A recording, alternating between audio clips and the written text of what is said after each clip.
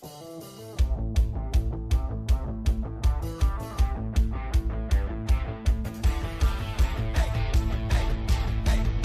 good evening, and a very warm welcome to Rangers Radio.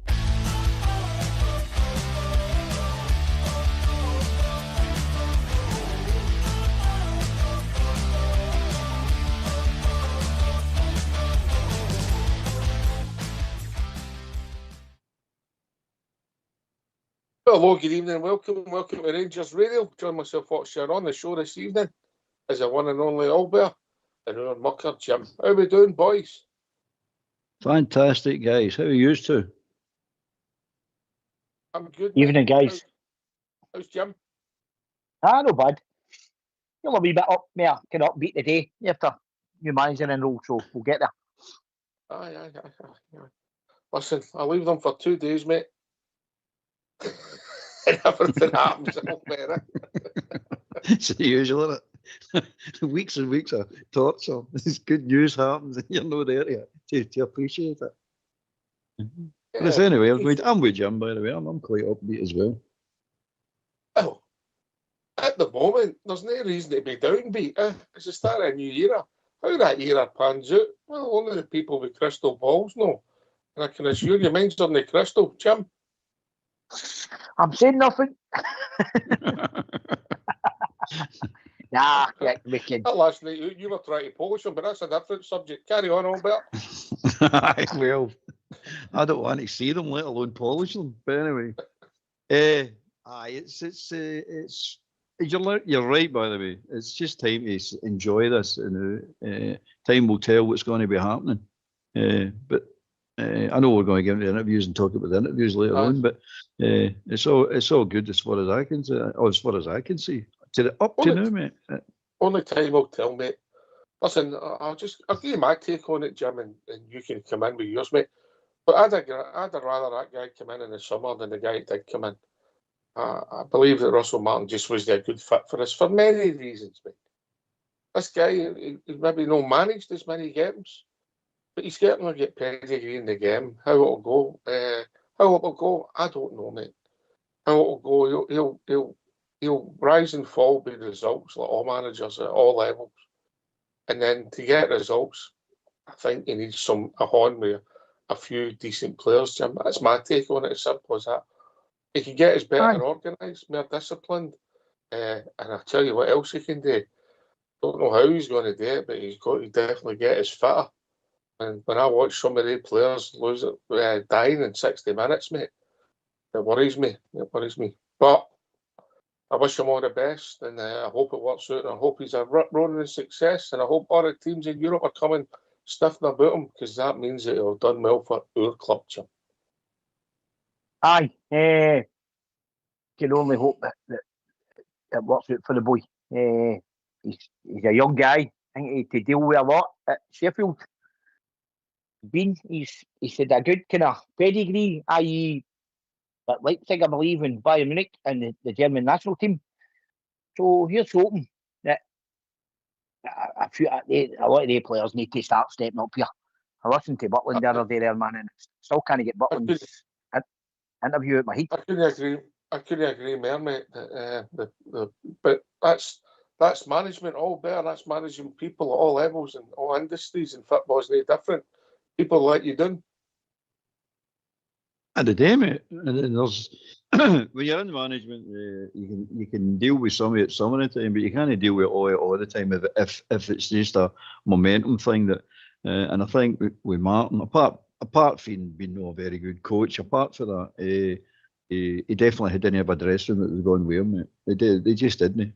For whatever reason, you can guess what that was. I don't know, but I think he went in there and set about the players right away. He's trying to get them to come on board, and the ones that weren't wanted for him particularly go on board, he's just set about, and rightly so. He's got to try and implement his philosophy of what he's wanting, and he's got to show his authority within the dressing room. Some people like it, some people don't.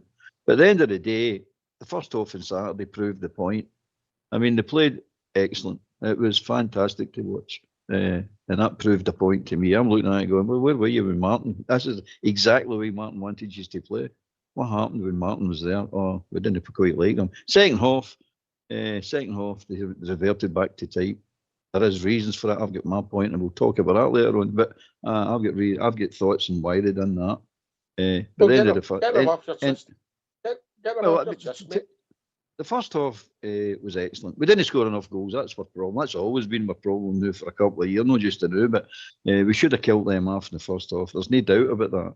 But in the second half, the big reason I seen it all went tits up was Raskin getting involved in a set two with Dundee United player. I think it was Sybil. Was it Sybil? I think it was him. Anyway, he scored the second goal. Aye, which was a beauty. Give the boy. He'll never hit a shot like that the rest of his career, mate. Ever. It's a fantastic goal. Well done to the boy. But at the end of the day, Raskin allowed his Celtic to get taken out of the game with that guy. Raskin's a far better player than any of the United players. Far better. They allowed his girl to get drawn into the stupid spat with that boy, which got his head out the game. And once his head went out the game, Rothwell and Asgard followed, and it ended up with never a functioning midfield in the whole second half. All of a sudden, they go 2-1 up, and we all want to get our head back in the game. Discipline went out the window, Tavernier's up all over the place. Luckily, he scored. If he doesn't score, it looks ridiculous, but he did score. We're all over the shop, mate. All over the shop. And that's exactly what we've been getting with Warton and charge as well. All over the place. So you're looking at it and saying, oh, you can do it in the first half. We've seen you doing it. I mean, they can play, mate. But they're too soft and they're mentally weak. I don't know how Roll's going to sort that, but that's what they are, mate. Too soft and mentally weak. Well, while we're talking about the game, I've got a few takes on it, but I'll get Jim's thoughts on that, and I'll chip in with some of mine. I'll be just my take on it. Jim, in you come. Is that fair? 100% agree with Albert. I thought the game hinged with the wee guy dribbled. He got in Raskin's seat. Raskin couldn't handle it, and it just kind of knocked us out of the place. But again, there was a couple of other things that kind of annoyed me. The gas man, I felt, should have shut the boy down before the ball get played long. I felt he dipped right out the game in the second half as well, and rightly was taken off. But into the dugout, he started flinging the toys out the pram, blah, blah, blah. But see, like I say there, we never killed them off. I felt there was similarities to the game at Livingston. They went out of sight, and Livingston started getting a wee bit physical ways as well, put a big boy up top, and it kind of rumbled us a wee bit. But Jack Butland at the first goal was culpable, but Nico Raskin at the second one was ridiculous. Could have done better. Listen, see, you've mentioned physicality. I'm going to say something now, and you two might agree, you might disagree, and this is the way I take it. I don't think anybody should be serving their time in the Rangers first team as a starter. I think when they come in, they've proved their time. Even young boys that come in, they're ready to play in the first team. And we've got two boys, maybe more, that are only ready to play first team football. Whether they're going to play first team football regular or never, it remains to be seen. And they're playing in Rangers defence. And I could actually add another one, Mikey Moore. So we get the Giga. He's not played. When you actually look at his record, he's not played a lot of football. He's on loan. Mikey Moore on loan. And done well. Set up Tav's goal. Lovely pass.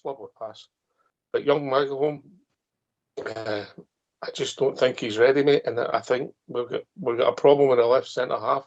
Because as it looks just now, I've moved Cornelius to left back, mate. And that becomes his position. I also don't think that Cornelius is in and out centre half. I've watched him a few games.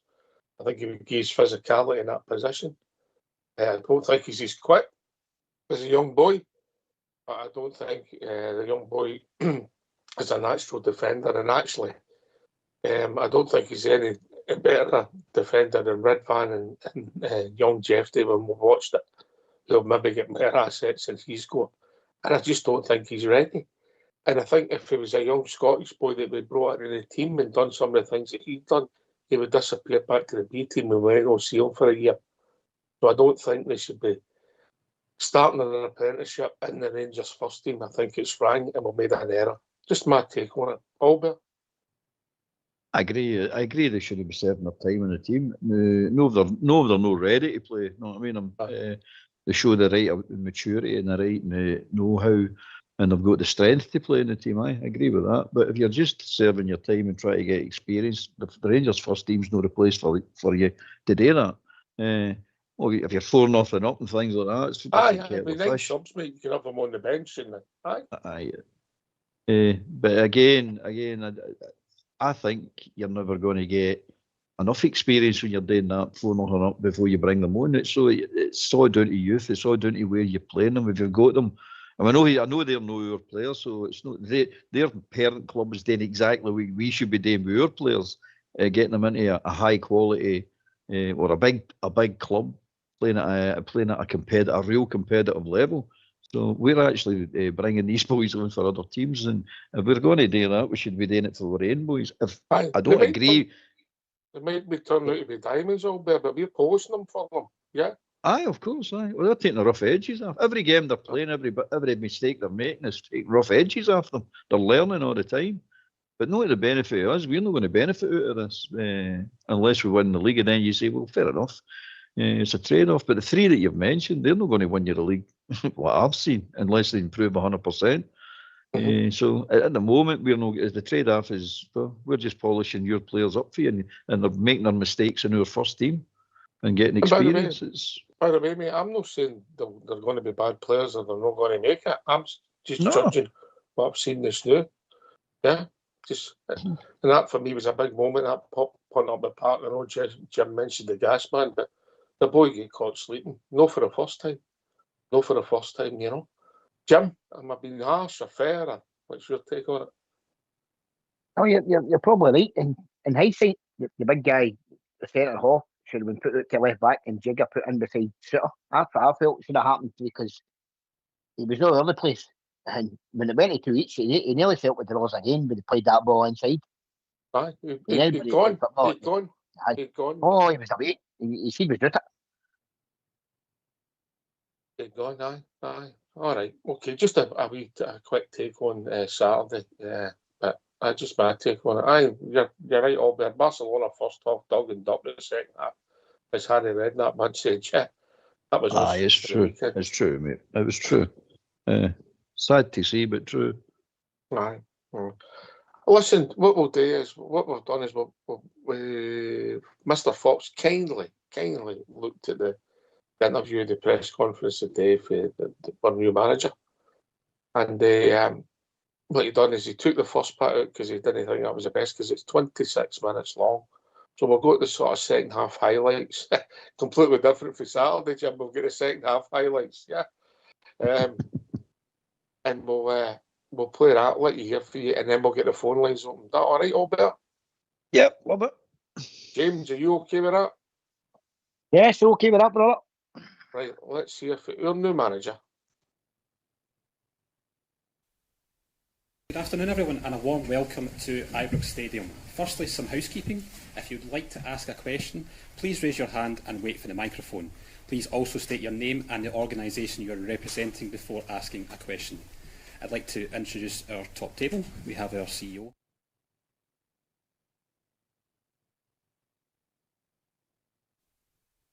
Good afternoon, everyone, and a warm welcome to Ibrox Stadium. Firstly, some housekeeping. If you'd like to ask a question, please raise your hand and wait for the microphone. Please also state your name and the organisation you are representing before asking a question. I'd like to introduce our top table. We have our CEO, Patrick Stewart, our Chairman, Andrew Kavanagh, our new Head Coach, Danny Rule, and our Sporting Director, Kevin Thelwell. And I'd like to now hand to our Chairman, Andrew Kavanagh, to say a few words. Thank you. Good afternoon, everybody. Thank you for your continued interest in this great football club. We look forward to introducing you to Danny Rule. When we became a part of this club this summer, we talked about two things: sustained winning and winning sustainably. And 4 months later, it has obviously not gone as we envisioned. We did not expect it to be easy, but we also didn't expect to be where we are today. Part of that was the decision we made over the summer to appoint Russell as the head coach. It did not go as planned. Russell is a good guy. He worked tirelessly. He wanted desperately to win, and I wish him well. But it didn't work. If something doesn't work, I think there are three things that you need to do. You need to acknowledge it. You need to own it, which I believe that we have done. I need to rectify it. And today is a big part of that. And with that, we are happy to have Danny here as our head coach. I think Danny will be incredibly successful here at Rangers, and I think that for 3 reasons. The first is that we were incredibly impressed by his ability to take tactics and actually make them happen on the pitch. I think a lot of people talk about tactics, but you have to actually deliver them on the field, and we're very confident that Danny can do that. The second thing is man management. I think Danny will bring out the best of every one of our players, and that we will soon see the best version of each of them. And the third is that while Danny is new to this organization, I think he gets it and has the ability to create a bond with our supporters, which is so important. He knows that winning is the only option. He knows that winning has to happen right away, and he knows he has to create that bond with our supporters. He is confident, he is technical, and I think he will probably hide it from you a little bit over the next 24 hours, but he also has a little bit of an edge to him, and I think that will serve him well. We remain incredibly optimistic about this football club. We still have everything in front of us to play for this year. I think we have yet to see the best of our squad, and I look forward to seeing what Danny can bring out of them. When we joined this organization, this club, became a part of this family, we said that one of the things that drew us to it were the supporters, and that has not changed at all. We know that they have been disappointed. We recognize that. Everybody at the club is going to work tirelessly to get us back to what everyone so desperately wants, which is winning football matches. So with that, Danny, welcome to Rangers Football Club. We'd be happy to.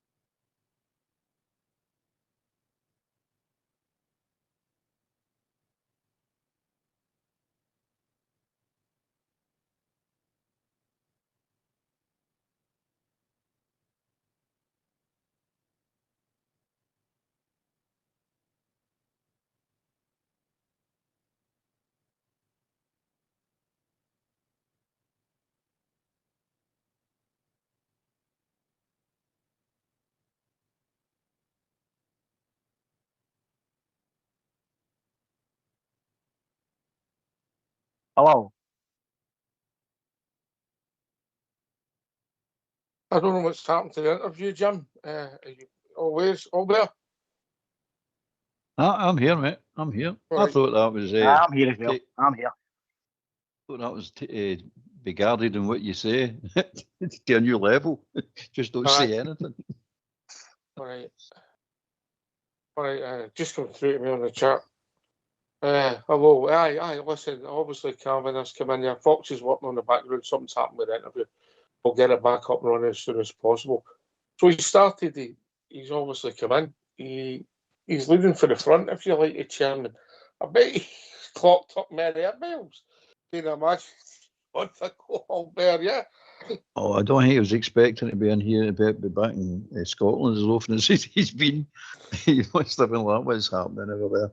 And he go over there and sort this out. I think he'd probably expect maybe once a month, maybe once every 2 months or whatever, and just letting the club tick over nicely. He's fun, that, didn't he? But he's not been expecting it, mate. But again, I mean, if you listen to what the man's saying, he's saying the right things, and he's true what he said, that you got to recognise it was a mistake, you got to own it, which they did, and then you got to rectify it. And he's Did they get personal with the previous manager, mate? What does that achieve, yeah? Of course. I mean, he's called him a really nice guy, which he is. I don't doubt that for a minute.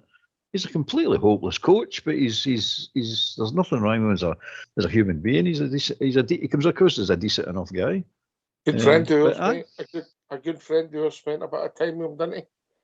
Yeah, said he's a nice guy, which most of them are. It's just the one thing that I like about Roll coming in and saying he understood. Need to win.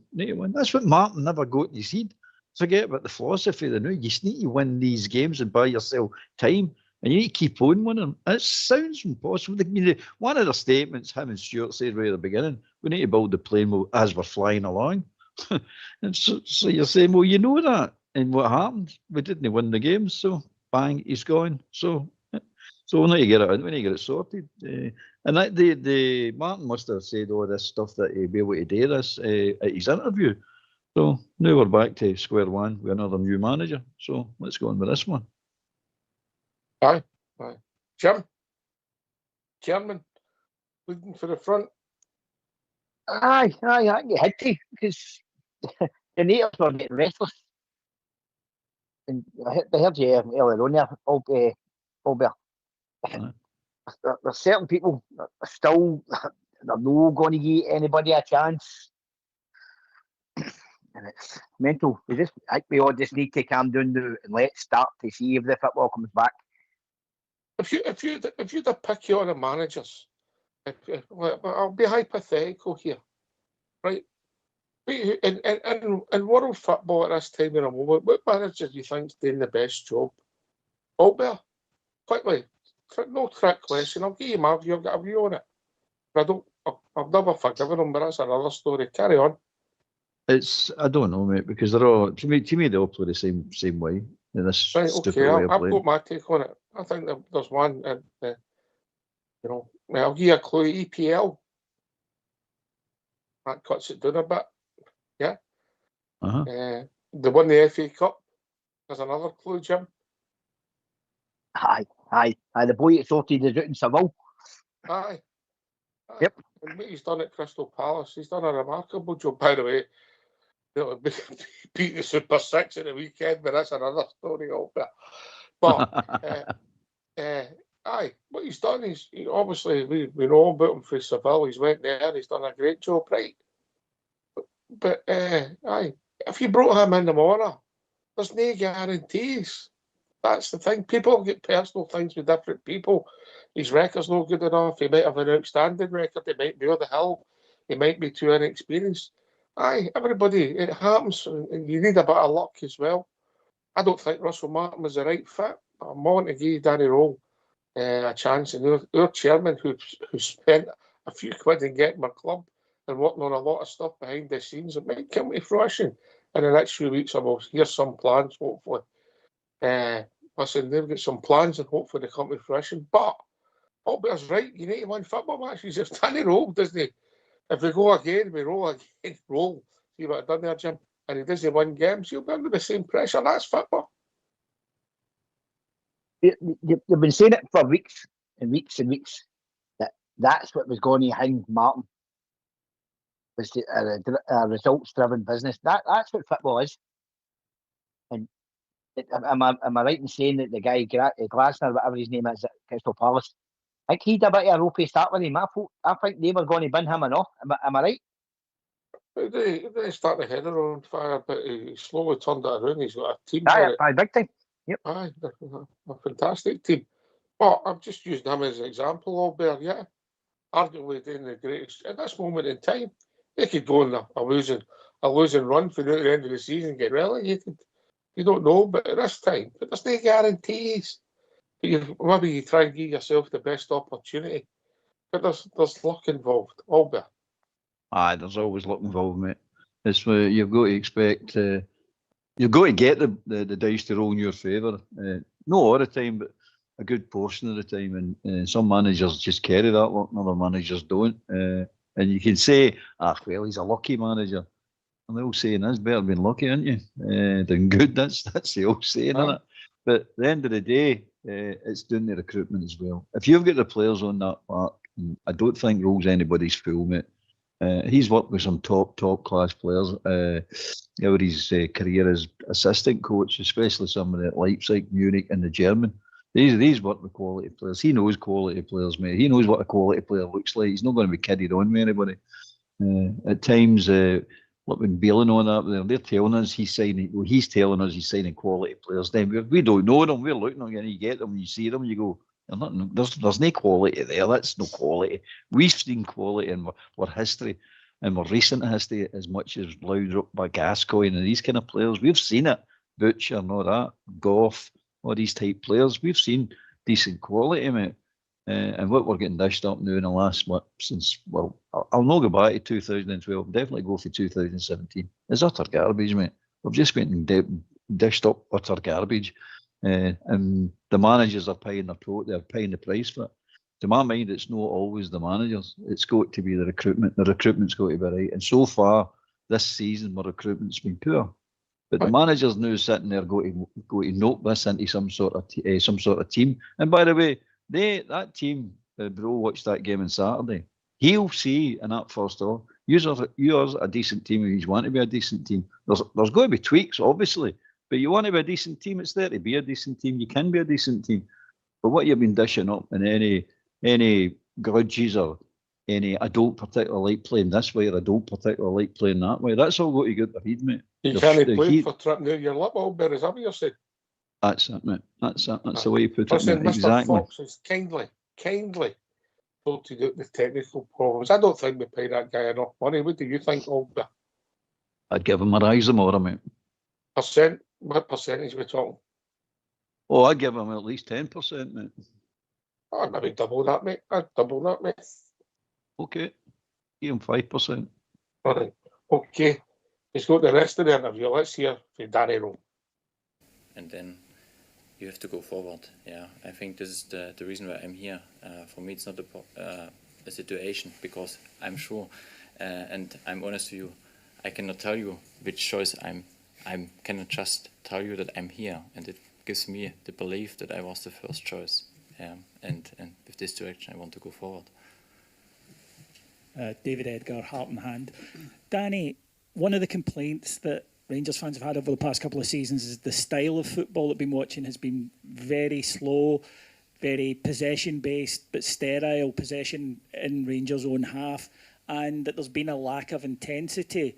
Do you think that you've got the players in the squad to change that? And can you tell us about your style of football or the type of football that you like to see played? Yeah, I think we made a fantastic start in the morning. We spoke about what I want to see. And I think also important is you have to make step by step in the direction. And the first thing is we have to speed up our game. We come in fantastic situations. We come between the lines, but instead we attack the last line, we break and we stop. And I think this is something with the mindset. We want to attack the last line, and it means, for me, if we do it again and again, we create more chances and we have more goals. And it starts with a good positioning in ball possession. But I said to my players as well, we have to understand we are a big, massive club, and our demanding is very high. But we cannot just think we can win football games with nice football.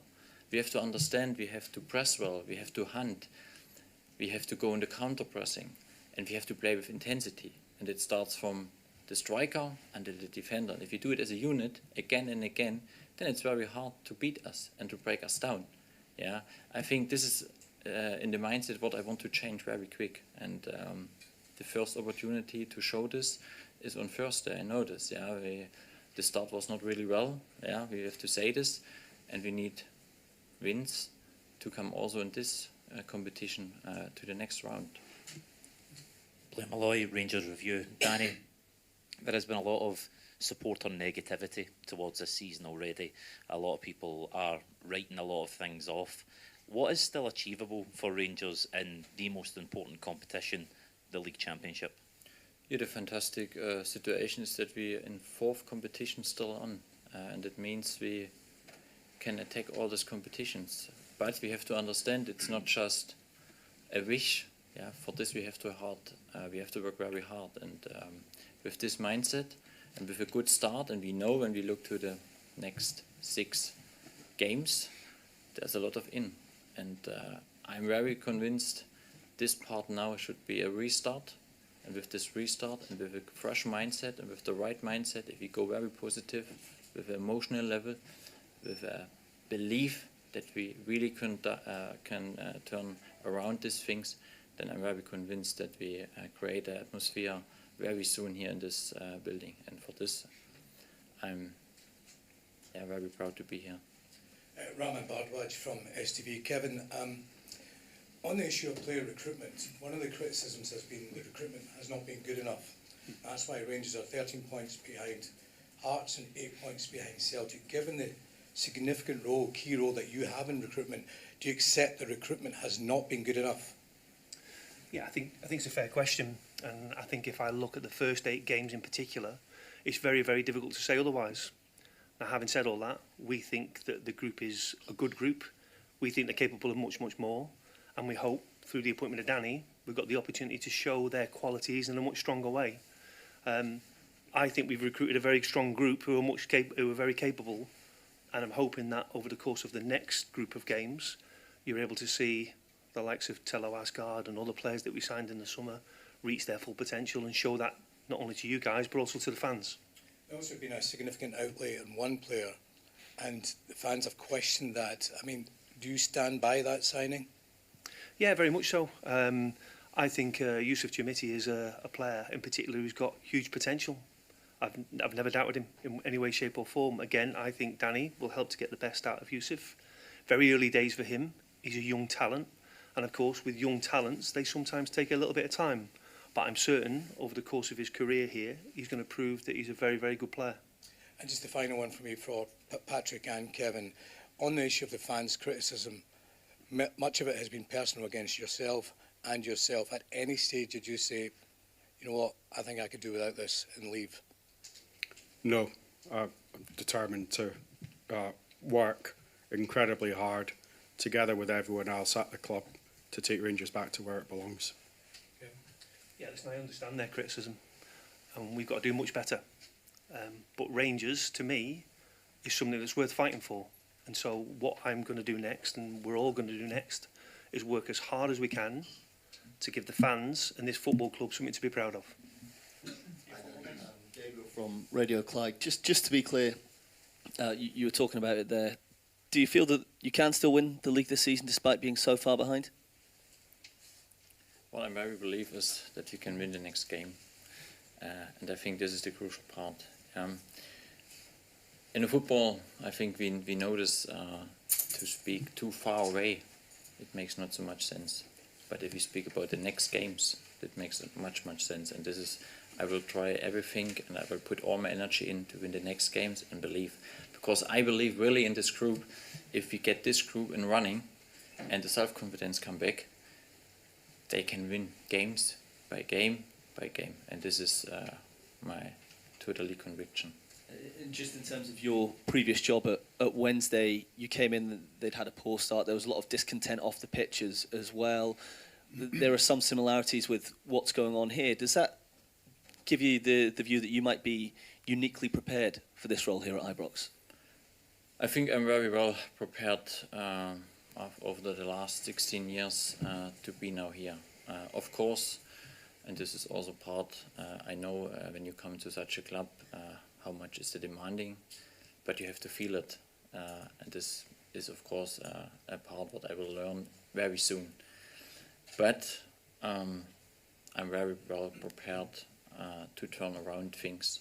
And it starts really with winning and football, who is very honest, who goes in the direction what the fans want to see. And I think this is a big part in this club. Yeah. I watched, for example, some good clips from very long ago, some home games here, which atmosphere you can really bring here. And I really enjoy to have such a supporters behind me. But for this, you have to invest as a group on the pitch. And it starts with me as a leader, to give them an idea how we want to play. And with this style of football, with this direction, I'm very clear that we will bring a lot of supporters back. Thank you. Then Kennedy to finish, please. Danny, hi. Grant from the Times. Kevin, obviously one of the points that you've been criticised by from fans is the appointment of your son to the recruitment team. Has that been uncomfortable to hear, and why did you feel that he was the best man for this position? Yeah, I think it's always uncomfortable to hear, and optically I think we all agreed when we made this step to appoint Robbie that it was going to be seen in a particular way. But the reality of the situation is that we want to bring the very best talent here to Rangers Football Club. My view on Robbie's career, Robbie's situation is he doesn't need my help in football. He's worked at Aston Villa as a senior scout. He then moved to Norwich City as head of scouting and then got promoted to player pathways manager. And before we recruited him, 2 Premier League clubs wanted to take him. Dan Purdy, who's the technical director, who he will work for, wanted to take him to Everton Football Club. When I was there, I told him that shouldn't be the case and I didn't think he was ready. But when the situation came around again and Dan wanted to take him again, it was very difficult to say no. What we did do, right at the very start of that process, was to talk to Patrick and Andrew and Parag and the board and talk to them about this situation. I was extremely transparent about that's what Dan wanted to do. And I think Robbie probably went through a more rigorous process than probably anybody else who's employed by this football club, truth be known. What I do know is that he will work 25/8 to bring success for this football club, and him and Dan work very closely together and work very well together. And I'm looking forward to him proving that he's going to be an excellent employee for Rangers. Kennedy, final question. Danny, hi. A couple of questions, if I may.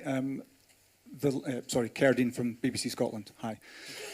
The last manager got 122 days, 4 months in the job. What do you think is a reasonable amount of time for you to turn things around? Yeah, hopefully as soon as possible. Yeah, I think this is the crucial. In this business, you have not so much time. You can speak about a long-term version, but we know it's about short-term, and short-term is about winning games. And this is what I demand. I look from game to game now to prepare the team, to pick the right players. And one thing is also clear, I need all the players. I think this is very important to understand how we want to play. You need also adjustments sometimes, because again, I come back to my big headline. It's winning, it's attractive, and it's together. If you do this in this order, I'm convinced that I will stay very long here. I'm not sure if you saw the way the last manager left. It was quite unsavoury. That there's a lot of pressure at this football club, particularly when things maybe aren't going well. Away from football, what are your strengths, do you think, in terms of being able to deal with pressure, intense pressure, especially when things are not going well? I think pressure in this business is usual. You have to learn this very soon, and I think some guys will maybe speak about my age or something like this, but I'm since 16 years in different steps and stations now in this part, and I had a great opportunity to work with Bayern Munich and be just the assistant coach, but I felt what it means to be a head coach and which pressure you have, because we come back, you start with winning games, then you win games, then some people will start, we have to play nice football, that's the next part, but this is exactly what I want to have. I enjoy as well to be here. I enjoy to work with you guys in the future, because it's also important to have this relationship, and I'm looking forward to the future. Folks, thank you very much. That concludes. Why don't you give us a call on 0141 356 1972. It's your show, it's your platform. Let's hear from you.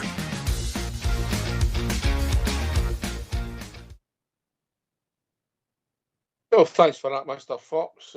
Fox has kindly donated his wage rise to charity, Albert, because of that technical good work man. there. And I said to keep it, mate. What a man, yeah. What a man.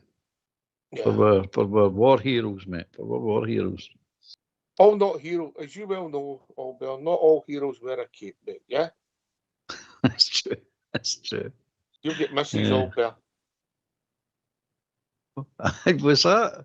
And you get Mrs. Albert. She's got a lot to put up with. Oh, she has, mate. She has. Saint, that woman. Saint. Oh, angelic, mate. Angelic. Angelic with a vicious tongue.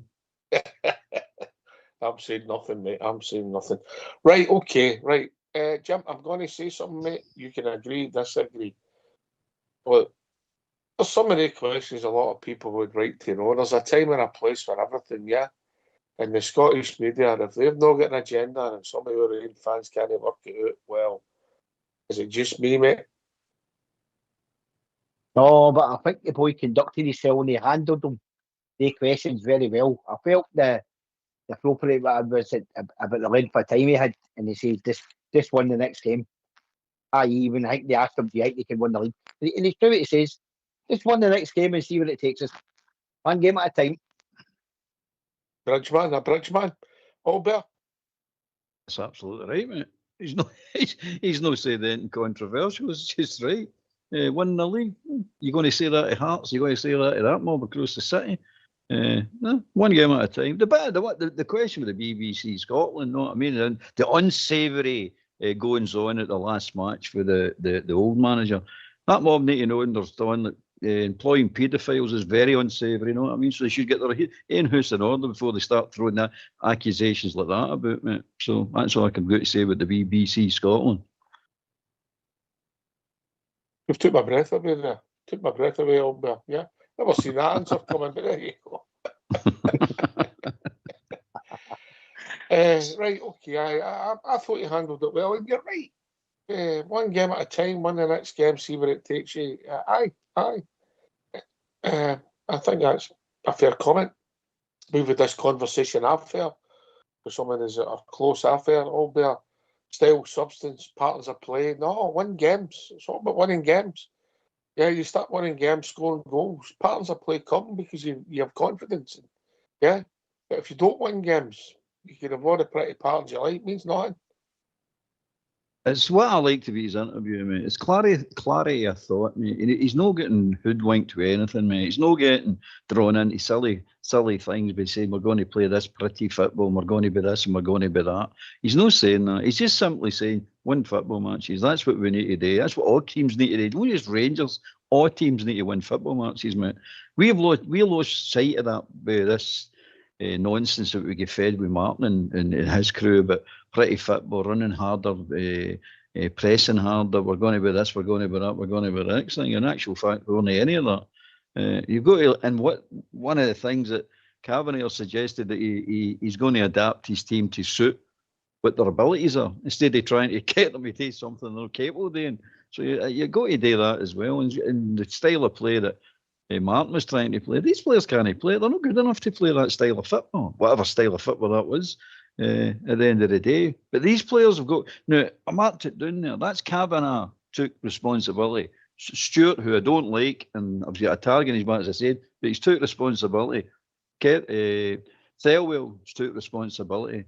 So you're looking there and saying to yourself, right, everybody's taking responsibility. Is a support now going to take responsibility to support the team now and support the new manager? Are we actually going to give the guy a fighting chance now to try and do something here? Now, the players need to take responsibility. No more hiding for these guys. No more, we'll need to wait and see. These guys have got to turn up. Asgard showed you in a glimpse on Saturday what the boy is capable of doing. But a glimpse is no good. It's absolutely no good whatsoever. You need to do it consistently. And not just him, them all, Rodwell, all of them. Now, if you're not fit to play for Rangers, and this guy's going to weed you out. If you're not fit to play for Rangers, you're not fit to play for Rangers. And I'm talking about just stamina. Rodwell he's starting to show he's a half decent player, but he's a 60-minute player. Stuff like that's all going to get weaseled out. They're not going to. He's going to call them out. He's going to expose them, and he's going to tell them the state. You're not fit enough. You're not good enough. Whatever it is, but you're not playing for Rangers. And it's going to start with the fitness and commitment. Now, these players need to start up with this. These players... I've got to say to you, mate, when Rothwell came in the door, I think me and you both agreed we needed somebody in there with a bit of head on his shoulders, and he could become a leader, whatever you want to call it. Key man. It's just not panned out, has it, mate? No, it's no. You can see the boy's got ability. You can see. But as I said to you, you don't get a £400,000 player who had a chance to play in the Premiership, but doesn't get to the Premiership. There's got to be something right there. He might be injured. It might be the end of his career. Some players are like that. They get to the end of the career quicker than other players. I don't know, but he doesn't look fit. But when he does play for the hour and he does play it right, you can see the boy has got a bit about himself. You know what I mean? He is a decent player, but no, again, like Asgard, no long enough. Jim touched on Gazman earlier on. He's right. It's wee flipping bits you get, never played well at all, and you can't have that. You should have shot the guy down. The boy doesn't go up the park, and so on and so on. So these players need to take responsibility for what went on as well. They can't just divorce themselves or abdicate any responsibility. It wasn't my fault. It was their fault.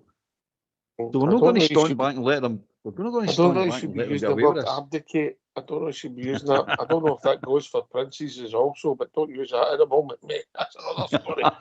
you get me in enough trouble with start that conversation. Anyway, that word out deliberately. It just keep in mind, mate. Oh dear.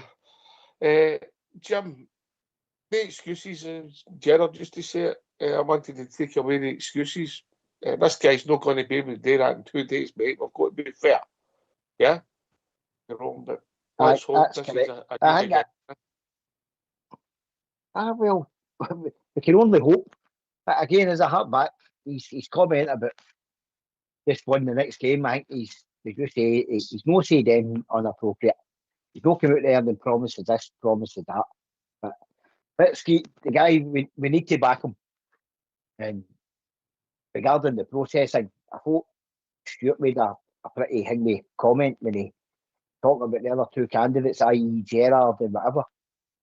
It wasn't the Rangers that released the comments to the press about them not getting that job. So I think yourself, Albert, betting Gerrard might have been worth his ticket to get his name out there. Could be pretty interesting. The way I seen it, Jim, was that Gerrard's out there for the tax reasons or get his name out there, and Muscat was simply, you've got the job, but you need to come now. No, can he come now? Well, we can't wait for 5 weeks because they're protecting their own jobs. Because if we wait 5 weeks and our season could be over in 5 weeks. So they've went like that, well, you're coming in now, well, you're not coming at all. Well, I can't come to now. And I'm not blaming Muscat. If he wants to see the job that he's done, he wants to finish that out and win the league with Shanghai. That's entirely right for him. But it's not right for Rangers. And Stuart and Thelwell understood it and went, well, if we agree to let him come in early December and we go to the cups and lose more points in leagues and get beaten Europe, and we're taking the full force for the support going, that you caused all this. You finished that season early because you never get a manager in. So hence they went, well, fine. We've got in our minds we've got an equally good candidate sitting there in Danny Rowe. So we'll just take Danny Rowe. That's what the interview's all about. That's what the interview system's supposed to be about. You've got plenty of options there. So but I think you're right. I think Gerrard, it was Fox who was saying, I think Gerrard was working a ticket. I think he was just he was using Rangers a bit there, mate. He really was. In my mind, he was anyway. Because if he wanted the job, he'd just got the job. He's again a hunch there, mate. Because in reality, mate, we can all speculate all we want, and we don't know what the jockey position was, and you're reading things, and we're all getting caught up in it, and we think this is a done deal, and then it was a done deal, mate. Yeah. Because let's be honest, in Sunday, if I said to you, by Tuesday, Danny Rowe would be the Rangers manager, with the way it panned out, they ain't seen that coming. Because we thought that was deep. But again, right information for some of the so-called media. There's a speculating, no. You know, but they might have been close to other ones, but it's never done till it's done, mate. We see this with players all the time in the summer in the transfer window. You got a speculation, you might go after 50 players, mate, to get the 5 or 6 you want, mate. And you maybe hear about maybe a couple of dozen, and then only 6 happen. But that's the reality. It's done and dusted, and people are standing with the scarf and the shirt and tie and the brown brogues on, mate. You don't know as a manager. You don't know what happens. It's not a done deal. It's done deal. People walk away at all points of time, and people got offered jobs after I went for an interview and they were going to take it yesterday and they refuse it tomorrow. It happens all the time, mate. In all walks of life. Jim? You're right. It's not just football that happens. It's life. We just need to get behind the guy, give the guy more support. Don't know about yourself, but I'd fell away from my team there for about 2 weeks. And I just... It was international break, Jim, and I know you were on that. I know, but it knocked the stuffing out of what was going on there. I get it, mate. We're on the same place, but I hope that word strip with your old school friends went well, mate. Anyway, we've been joined by Josh. Evening, Josh. Good evening. How are we doing, mate? we can finally get back to talking about some football. I think we finally got the closure on the managerial side of things. I mean, he wasn't the first choice, but it was a decent shout for the job, I'd say. A young manager with plenty of experience as well down south with Sheffield Wednesday that have, watched his career take shape down there, and how he's navigated them through some difficult situations. Can he transmit that into the big pressure cooker at Rangers? It's major scrutiny right from the off, isn't it? I also watched him on STV's Euro 2024 coverage. He was part of that. He was very insightful, very tactically aware. He has the understanding of the game. It came across well in the broadcasting side of things. He was alongside Karen Carney and people like that, and Big Ange Postecoglou was there as well. So he was able to transmit that knowledge through that. He came across really well, and I've watched him, like I said, at Sheffield Wednesday, so he has got good credentials. I think we've just got to roll with it. Got to take the time. He's got to say what he says and don't let anybody get in his way. And hopefully it's not all too much for us to take like it was with Martin. So there you go. I've managed to put a bit of an Oasis spin on it for you, matey, as well. Thoughts, panel? I see what you've done there, Josh. That was quite good, mate. You've came a long way, haven't you? I've come a long way from Atomic Kitten last time. Yeah. Oh, maybe after I'll tell you my Atomic Kitten story. True story, by the way. I can't tell it on air. There you go. Oh, wow. Anyway, Wow. panel, It's thoughts on a Danny cracker. Rose? It's a cracker, Josh. And it's a true story.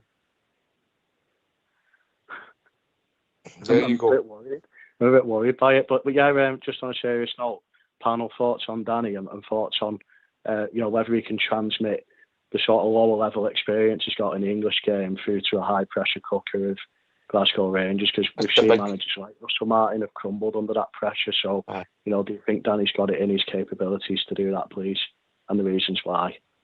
That's a big question, Josh. And I'll tell you what I'll do. I'll pass it Albert. Albert. I can't talk up his credentials too much, and I can't say I know too much about the guy and seen what his style of play or whatever he is. But one thing you can say, he's come out quite clearly what's in his head right at this moment. He's going to win games and he's going to adapt to do it. He's flexible, and that's a key word basically, because we've had managers that are inflexible. They will not bend. They will not change. Well, you can't do that in football. Okay, you've got to have plans A, B, C, D, E, and so on and so forth. It's got to be flexible. When it's not working, try something. If that doesn't work, try something else. You've got to keep trying to get to win games, and that's what he's saying. Win the next game. We want to build up a run of wins. That in itself sparks confidence. And once you spark the confidence, who knows where you go for there now? Players start really coming out their shell. Players start playing the game with a smile on their faces and wanting on the ball, wanting to get involved. At the moment, I've got a few players don't want to get involved, trying to hide behind players, no making runs into space because they don't want to expose themselves. Don't stick your head above the parapet. But that's what I'm getting at him, mate. Whether he's going to be successful, who knows, Josh? You know and I know. There's no certainties. There is no certainties. But he's no throwing out wild statements. So I took out of that. It's quite simple. Play the next game, win the next game. We'll take it for there. If we're not winning during that game, we're going to try something to win the game. But one thing's for sure, we'll come off that part. If we get beat, draw, and don't win the game, we've tried everything to win the game. We've watched our team, as you're well aware, just slide into defeat and draws with no real effort put into the game. We've watched it all season. We've watched it a good part of last season as well. So I know that was a short interview for a long answer I'm getting, but that's what I took out of it. Jim? Evening, Josh. How you doing, son? Hey, good evening. The things I've been listening to a few kind of Sheffield kind of base things, and they all kind of come across as if they'll adapt to what he's playing against. And the previous manager didn't, and look where they got him. And even the way he spoke today, he was talking about the flexibility of doing this, doing that, how you need to pack, hunting a pack, and all the rest of it. Again, as I'm saying, I'm not going to go on in any something, and there was he predicting any of my things. So, where we are now, let's just take one game at a time, because one game could ignite this paper and get us back going again. Yeah, listen, Josh, my take on it is that it's only results. If he starts getting results, and you brought in a real experienced manager in David Moyes, and I bet you West Ham wished they hadn't chased him away here. But that's another story, mate. So they maybe thought he was over the hill. You brought him in. How many games has he got under his belt? Managerial-wise, hundreds and hundreds and hundreds and hundreds of games. It's still a gamble. There's no guarantee. Danny Roll, I think he needs some support. We need to sign some players. In my opinion, we might have to sign 5 or 6 first-team starters. That's how far away we are from a decent team, mate. So he'll need that support. I'm sure he's an intelligent enough guy to work that out for himself. If he isn't, he can always give me a phone, Josh, and I'll point him in the right direction. He needs that help with the club to get his own team and start moving his own, because that's how short we are. In my opinion, other people might see it differently. 100%. And then in terms of the on-field stuff, I was listening to 5 Live on Saturday. I heard Early Barber came up with a great stat. James Tavernier, he's got 4 out of 7 goals for Rangers this season in the league. So for one, it says to me that the experienced players stepping up and contributing to games, and he's guiding that team in his own parameters. But then the flip side of it is the strikers clearly aren't scoring enough goals. You're not getting enough goals from the important positions on the pitch further up the field. It's been down to James Tavernier as the leader that he is to step up and drag Rangers back into games like he did at the weekend. So, boys, I just want to get a couple of thoughts on that as well. And in terms of, do you think that the likes of Shamiti, the likes of that Miofsky will sort of come good with better service under this new manager? Do you think if he changes the setup, he can get better quality of ball into them and they can start firing? Or do you think this is going to be sort of the case for a while, that the goal supply is running a bit dry and it's got to be shared around the team a little bit more like that? People stepping up. Listen, I don't think it would be fair for me to take that question to Albert before the tune. What do you think, Albert? There's no a quick answer to that one. No. I've not got a quick answer in my locker, mate. I don't think. Oh, Josh, can I answer it? Can I bring a quick one? Yeah, in there, Jim. On you go, Jim. On you go. You have a start. See regarding what you're saying there about the strikers, I think the manager kind of alluded to it. We got Marcel in that position and didn't push on. We tended to play the ball back away, and I think he's maybe been watching this, because we did get Marcel into some prominent positions and the ball wasn't getting put in the box. It was just getting recycled back round again when we maybe should have went more direct. I think the manager kind of alluded to it a wee bit that today, i.e. talking about tactics wise. Keep it simple. Listen, if you're a centre forward, you make your run and the guy doesn't release the ball. Eventually, with the best ball in the world, you stop making the runs. And then the chances don't come because you don't make the runs and people don't release the ball. That's what coaching the managers coming in their own. They've got to decide how they want to play if you get it in early.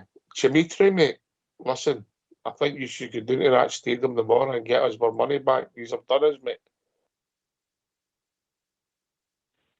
Yeah, and also I think it comes down to confidence as well. I think, the longer it goes, I mean, you've had so many draws in the league and a couple of abject European performances. I mean, not to be too unkind of the situation, but the longer that goes on as a centre forward and the longer that you're not scoring, I think, that the more it kind of does affect your confidence. Like, I've seen a couple of Shimiti's chances and he's snatching at things, and yeah, he's maybe getting in the positions, but once the ball comes to him, because he's not scored for so many games, he's panicking.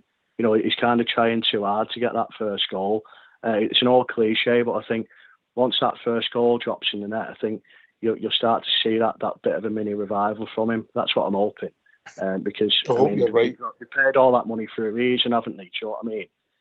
They paid that money as an investment to try and push this team up the table. I mentioned about Hearts as well. Like they're building a lead at the top of the table now. Is it 13 points behind Hearts? Yeah. Which is a bit of a damning stat, isn't it? So, Danny's got to come in and set his stall out straight away, as you've said. And it's all about It is. We need to go on a run and winning games, mate. We should have beat Hearts Ibrox, mate. We should have done. You know, and that would have been different. We should have won other games. You know, there is a couple you could put an argument we drew when we should have lost, but that's a whole other debate. Listen, before that Albert answer that question, your first question, Josh, get yourself on mute because we're going to have a tune.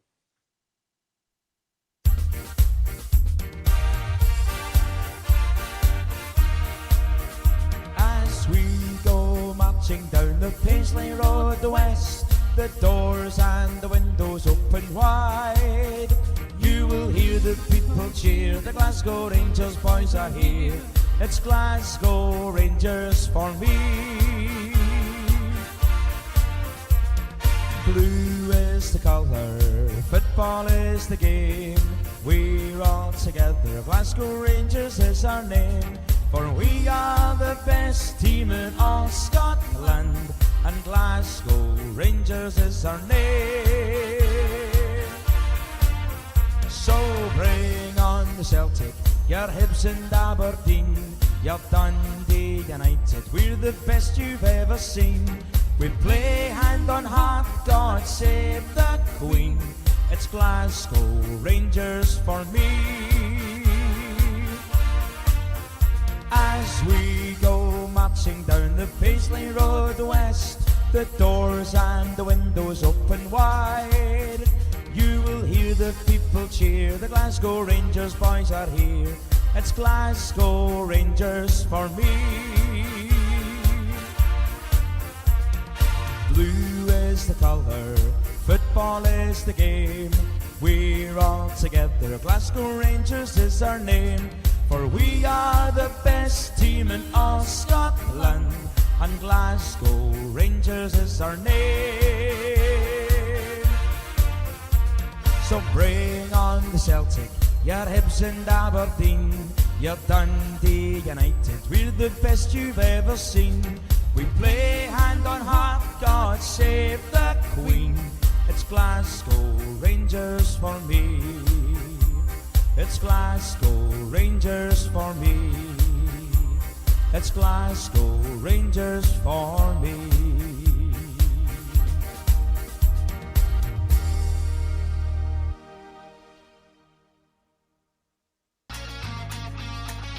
Why don't you give us a call on 0141 356 1972? It's your show, it's your platform. Let's hear from you.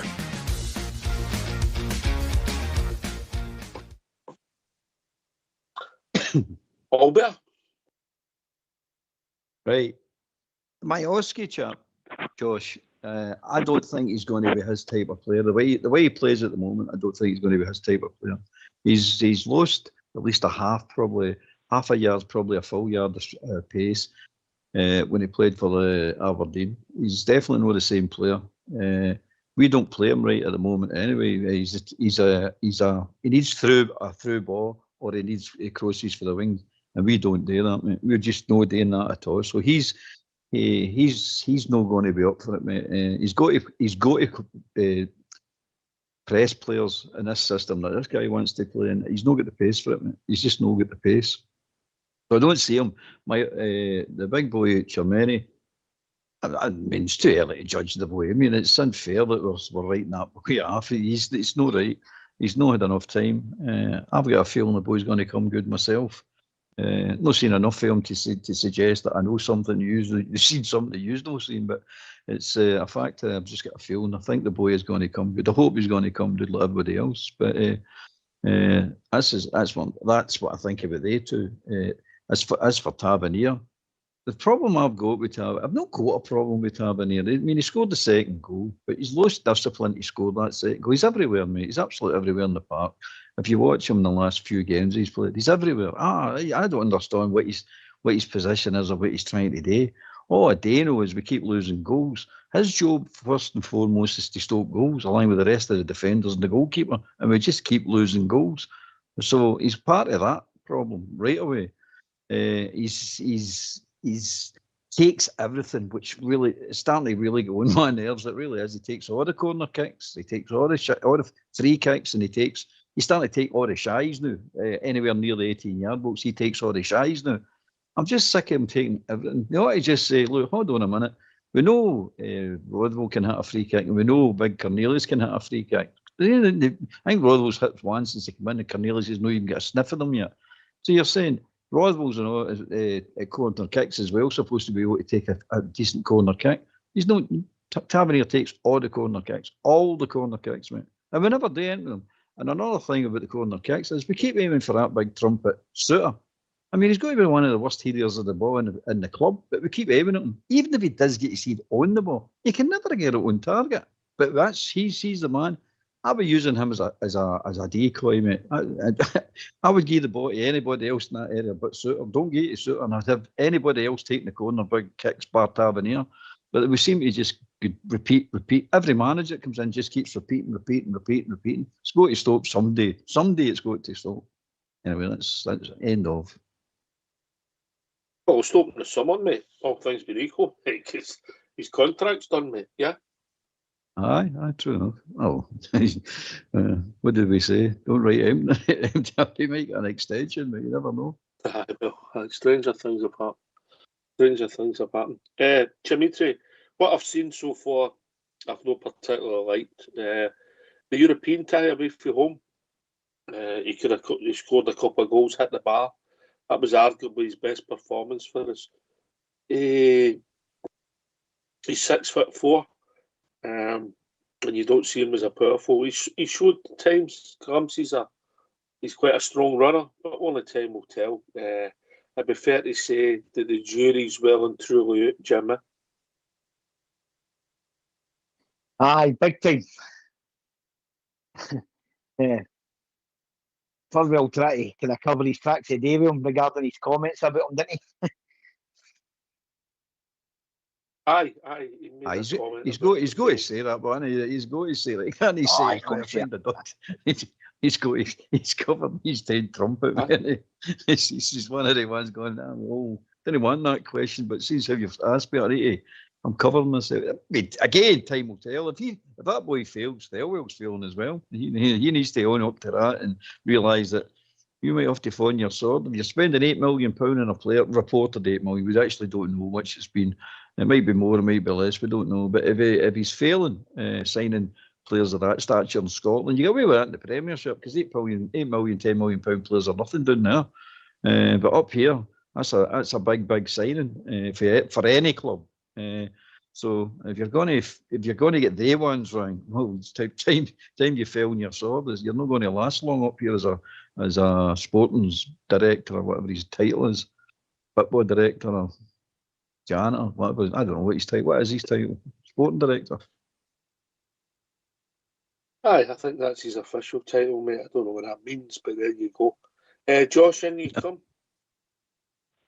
Yeah, so just on the managerial situation, lads, is there any concerns from you boys that so many managers have ruled themselves out the race, they've maybe not fancied it, they're not being persuaded to take the job on? I mean, it's tomorrow's chip paper if Danny Rowell comes in and suddenly the results change. I mean, whether he's first or fifth choice for me is irrelevant now. He's in the job and it's down to him to prove it on the park and the players to prove it on the park. Talking's one thing, as he does really well, as I've alluded to before. It's all about on the field, and then just touching on the striker situation. Isak and Ekatike have come into Liverpool for £200 million combined, and they've not clicked yet. The same with Barry and Beto at Everton, £57 million worth combined. So there's levels to this game. You'd expect Isak and Ekatike to come good, but what I'm saying is, regardless of players you're buying in, managers you're buying in, touching on that as well. These things can take time, and it isn't an overnight fix. Just because you've paid all that money doesn't necessarily guarantee they're going to hit the ground running. You've got to bed them into your system. And I think not to defend Schmidt too much and Miofsky too much, but I think it is going to take time, especially under the new manager now. You've gone from one manager to another, so for the whole team, it is about time, but. The flip side of the coin, you don't get time at Glasgow Rangers. As I always say, it's cutthroat business at that club.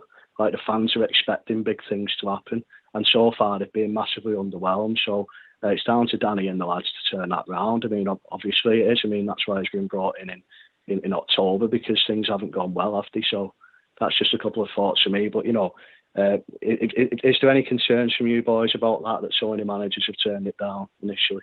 or not been persuaded, or whatever you want to call it? No, because I'm only concerned about the guys here, mate. The rest of it, as you said, is fish and chip paper.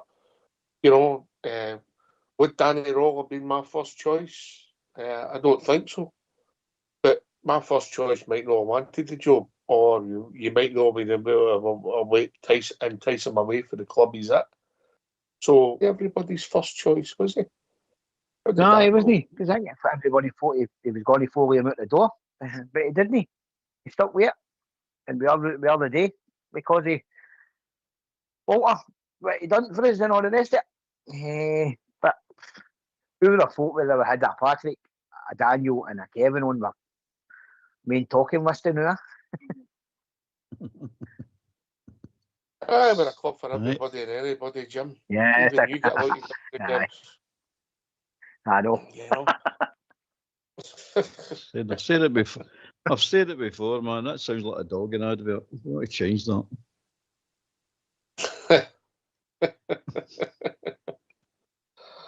Your mind, mate. Your mind.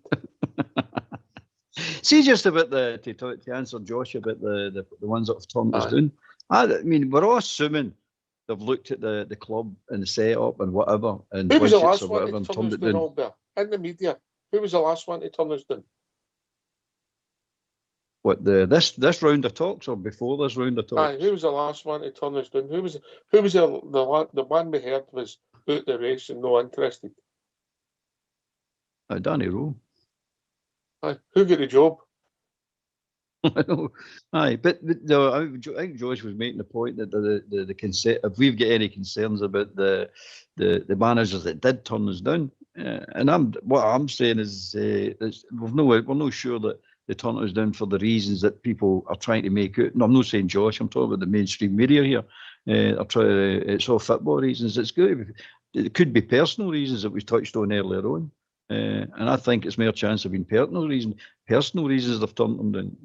I think they've got agendas. The Muscat, they'll probably ask him to come in, and it's tax reasons, or as Fox has alluded, he just wants his name back out there because he's already admitted in the Ferdinand podcast that he's interested in coming back into football and he wants to get the right club who has got a chance of winning things. So he's basically talking about the top 6, top 7 club in the Premiership, or maybe top clubs in the Championship, but it's definitely the Premiership. You'll not want to get into the Championship. You'll want so what club in there is going to hire Gerrard? There's none. They're going to hire Gerrard. I think it's personal. Me, I would guess it's tax. He's wanting Rangers to pick up the tax bill. So his time in Dubai is not going to waste. As for Chermani, the comparisons between the Liverpool to the £200 million players, the difference between them, as apart from the price, is they're proven good players. Chermani's he's no proving anything yet. He's still to prove everything, not just to us, to himself as well. At this level, they will come good because they are good players. So eventually, you know that. So that's what you're actually spending the money for. And let's be honest about it. It's no a chance you're taking with them. They are good players. So anyway, that's my answer to that. Aye. It's going to be interesting to see how this pans out, tweaks and what changes, and maybe some personnel come in, some disappear. You know, it's always interesting when you get a new coach, manager in, Josh. 100%. And as far as Muscat goes, I think they couldn't wait until mid-November. It was about immediate action. Immediate change was needed, wasn't it? They needed somebody new in there to freshen things up straight away and get the fans back on side. So as far as that goes, I think the right decision was made in the end to go and get a manager right now to steady the ship. And I think, as I've touched on, like Danny Roll's credentials would say that he is a good fit for the job. So that's what I've got on that. And then defensively as well, lads, I think that's one area we haven't touched on, but that defence has been atrocious. And I think just a little tweak in the style might see that improving because hopefully there'll be none of this messing about at the back. There'll be no leaving gaping holes, like going all out attacking every game. He'll have a more measured approach to things. I heard somebody else saying before about that he hasn't just got a plan A like Russell had. Judging by that press conference, has he? He's willing to be flexible. he's willing to tweak things, and I think that might start to see these defensive errors that have been prevalent throughout the season. And I'm sitting at the back to you for talking about it, but we have to talk about it because we're here to analyse what's going on in front of us. And I just think, you know, that new manager changing and coming in could be the start of a little bit of a foundation, not only to improve the results, but to perhaps improve the performances as well. And they go hand in hand. 9 times out of 10, if you improve your performance, you'll improve your results as well, won't you?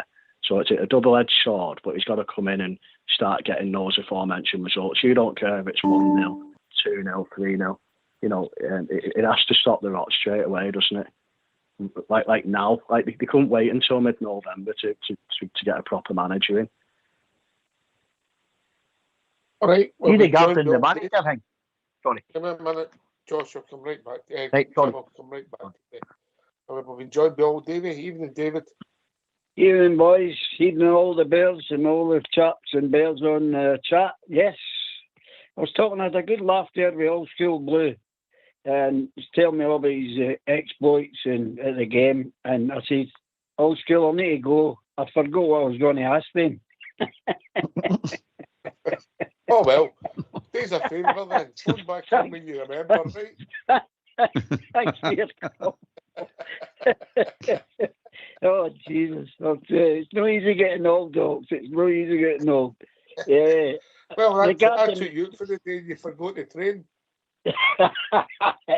Yeah, because you went and left me. Anyway, to get back to the points, I thought the interview was a bit of a cover-up shot, but that's past now. We've got to move on.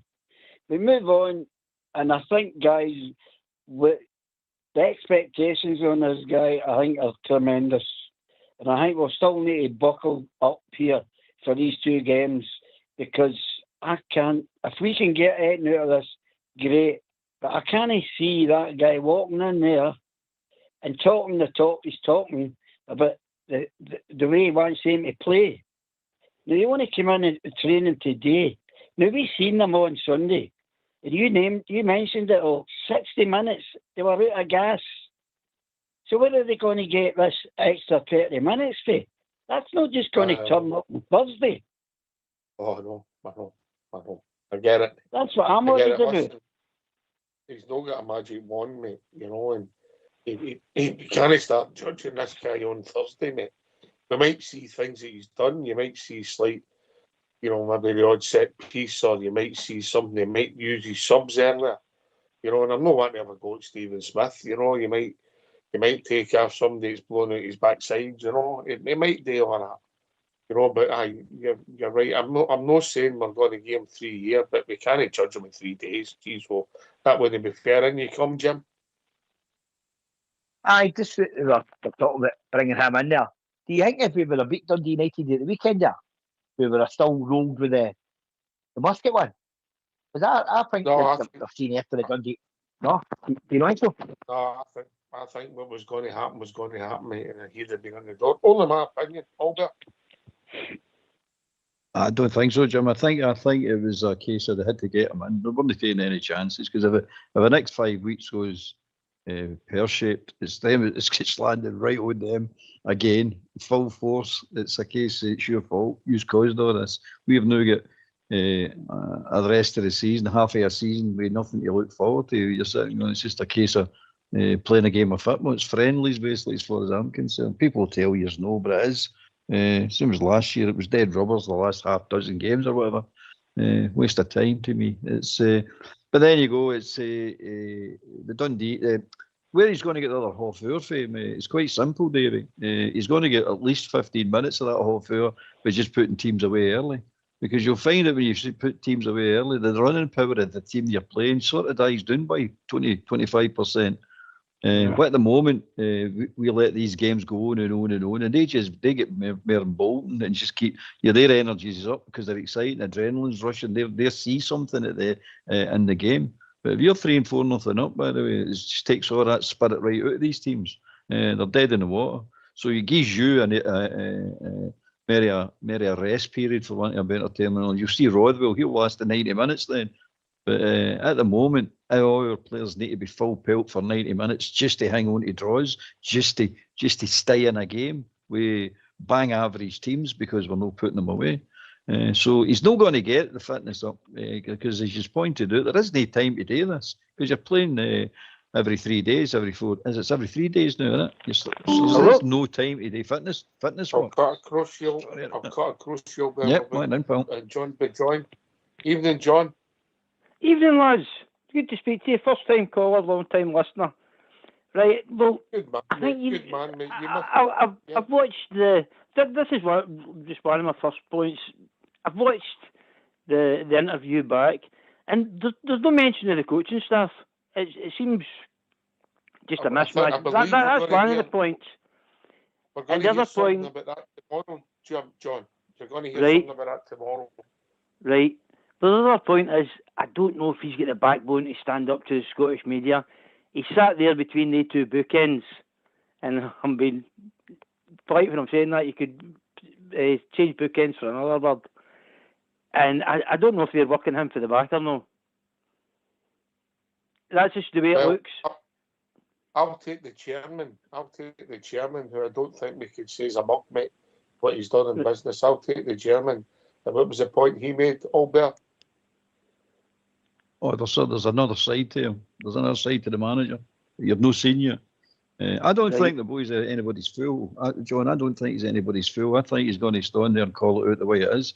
I mean, I heard the guy saying the day in one of the podcasts that at Sheffield Wednesday, when they get asked the question about signing players, he just turned around and hit it straight. Says, ask the chairman, don't ask me. That's nothing to do with me. And he'll do the same with Thelwell. He'll tell you, go and speak to Thelwell. It's got nothing to do with me. I'm a coach. I'm here to coach the team, the players I've got. I don't think he's anybody's fool. I don't think he's going to take any prisoners either. So at the moment, you know how his English the Scottish media could be. His English is not too clever, mate. But I dare say, if Rangers get anything about themselves, they'll put somebody beside them. There'll be two going into the interview. You'll get one saying, right, you deal with the decent questions, any snide questions, John, that we all know it's coming his way. I think the second person should be, I'll just step into that question and take that question. I think we need to start being a bit more professional with these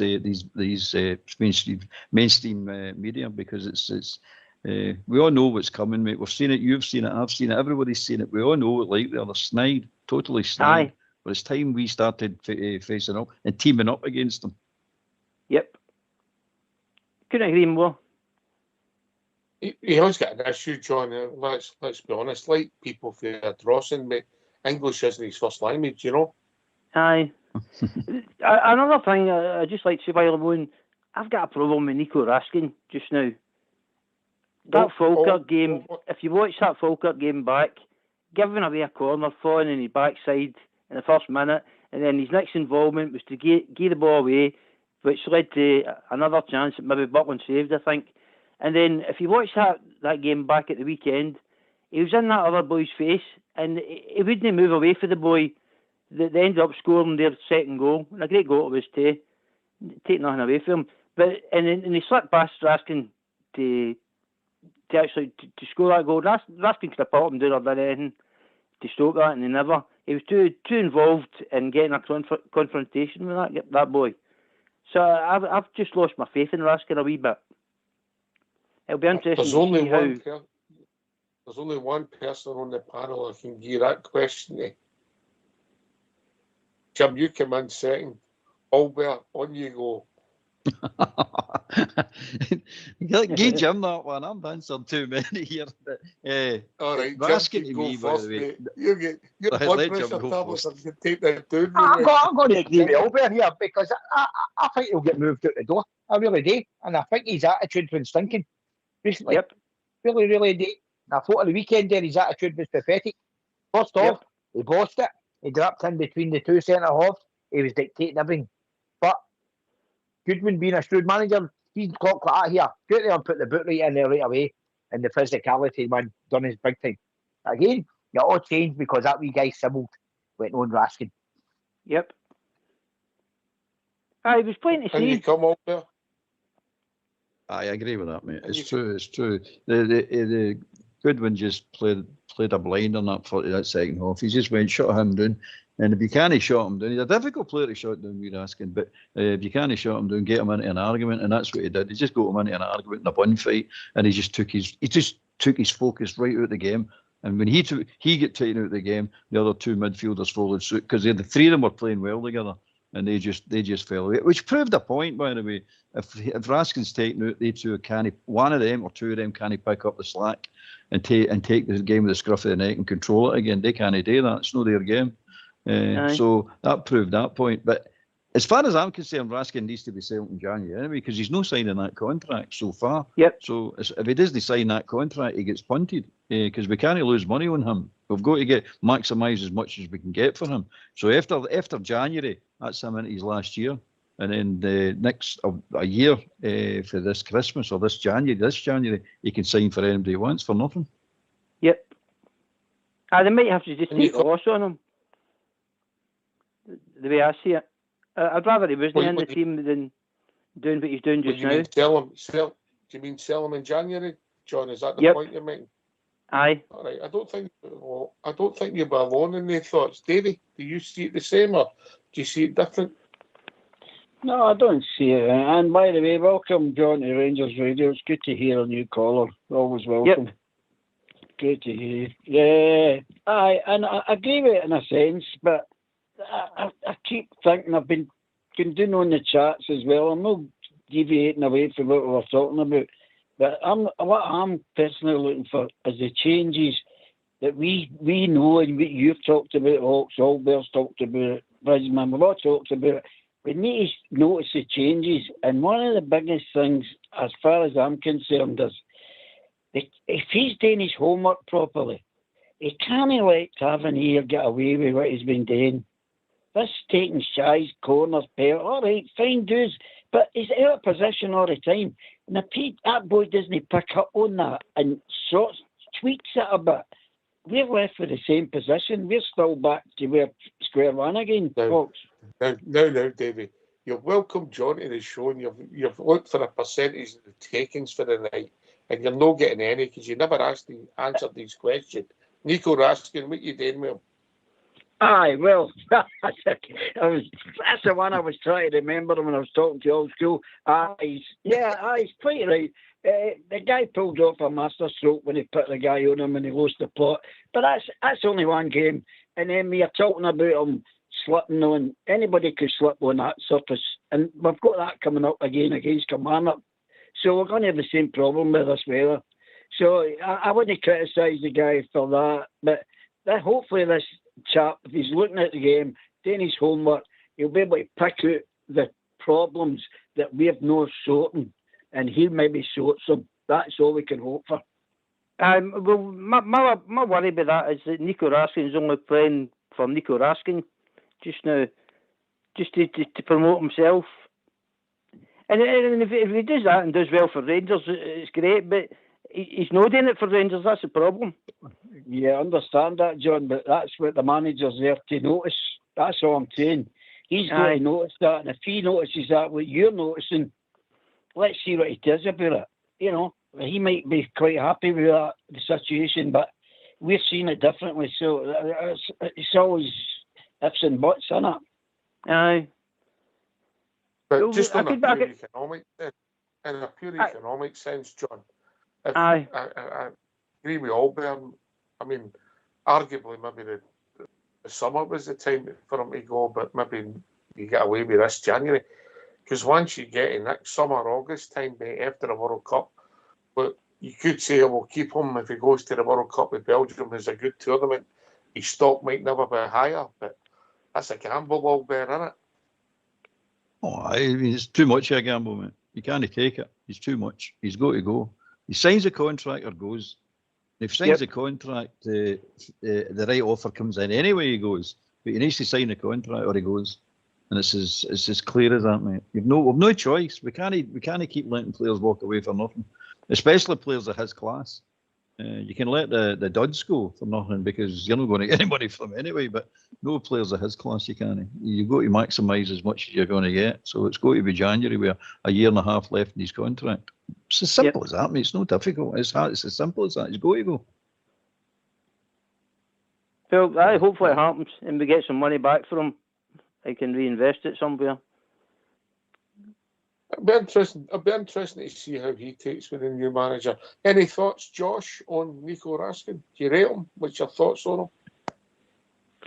Yeah, so Rangers have been in this position before with the likes of Ryan Kent and Morelos. If they've not learnt the lessons from that, I mean, we've also got a high-profile example with Mark Gay at Crystal Palace. I know the two clubs are aligned differently in the financial position. You know, Palace can probably take that risk of not taking the money, and the players could come out and performed admirably well since his move fell through in the summer. So that's kind of the flip side of it. But as far as Rangers are concerned, I mean, I totally agree with the lads. It's a massive transfer window in January now. You need to weed people out that don't want to be there, and you need to take that calculated risk of finding players that do want to play for the badge and do want to come in for this manager and his style of play as well, because you've got quite a big turnover because you brought all those players in when Russell was the manager. So there's that transition period that's undoubtedly going to happen now through till January. He's got to take the opportunity to look at the squad, see which players align with his ethos and which players maybe don't.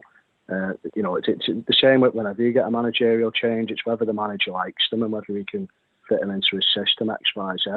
I want to ask a question as well about finding the balance. The league's your bread and butter, but you've also got the European campaign and your cup competitions, and the rotation opportunities are quite limited with the smaller squad. You're trying to embed the new ideas, but the time on the grass and the training ground is quite limited due to the small time frame with the big European ties on the agenda as well. So I've written down here, if Rangers do finish third and win a trophy, I think you still get in Europe, don't you? You still get your Europa League qualification. And it's something on the table, and after such a disastrous start, I think that has to be the remit, is to go out and win a piece of silverware. I mean, not completely at the expense of the league campaign, no, Josh. But to try and steady the ship a little bit. No. Oh, no. We've got to play the teams that we're chasing 6 times, mate. There's no white flag yet. Albert? Absolutely not, mate. I mean, everybody's thinking this league's done. It's anything but done. They've got to that. Hearts, for example, have got to play us 3 times and that mob 4 times. And we've got to play that mob 3 times as well.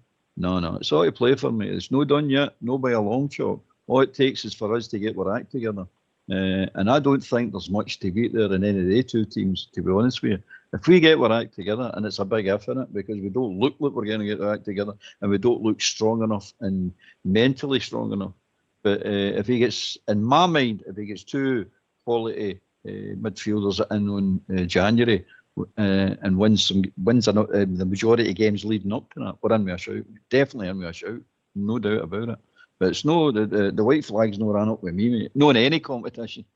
We can still go and have a great season, mate. It's just a question of applying yourself. The players I'm talking about, man, they're just applying themselves. And if they listen to the manager and the way he's talking, listen to his philosophy and how he wants to go about it. Game at a time, all cliche, just win it again. Get a few wins under your belt in a row, and that in itself will breed confidence. And once you get your confidence, the rest of it starts flowing for there, and you'll find that these players, hopefully, and this is a hopeful, that these players are not as bad as we all thought they were, me included, because at the end of the day, everybody's just saying, "Oh, Hearts is just going to run away. Hearts and them is going to run away with it."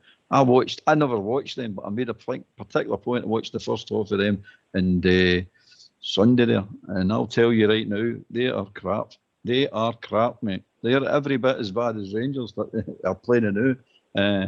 So I'm looking at it and saying to myself, no, we're in. We're still in we're still in this race, definitely. At the moment, it doesn't look like it, but now with the new manager, I think we'll get a chance, mate. Josh might be being more realistic than we are, but it's in our DNA. Jim? We all know what the cry was, but again, something's going to give between the Rockets and Hearts on Sunday. So we now then need to make sure that we're winning this game against Kilmarnock. Again, it's not going to be easy. Big physical team again, but something's going to give between the 2. A wee question here. Who would you rather drop to 2 points here? I would say maybe a draw. No, a draw. Aye, a draw. But You'll not want the Hearts going any further ahead of you, if you know what I mean. Well, a draw and me one. Aye. So it's two on the two. 2 points Takes back. Aye, that's it. Takes it 6 behind the Mockets, and but would that take us to Hearts 11? 11. Still a lot to play for. But we need to win. We just need to look after the league. Of course, and that's the point that Danny Rowe was making. Yeah, Davey, and then John.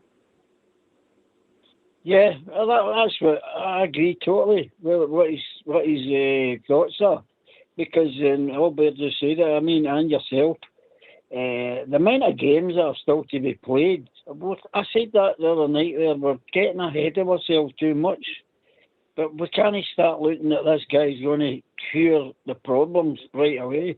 We might need to bite a bullet for a few games. Hopefully, no, because if he gets himself in it, organised and gets him organised, and we start getting the results, that could change everything. I mean, the points can change as quick as long as we don't drop any more.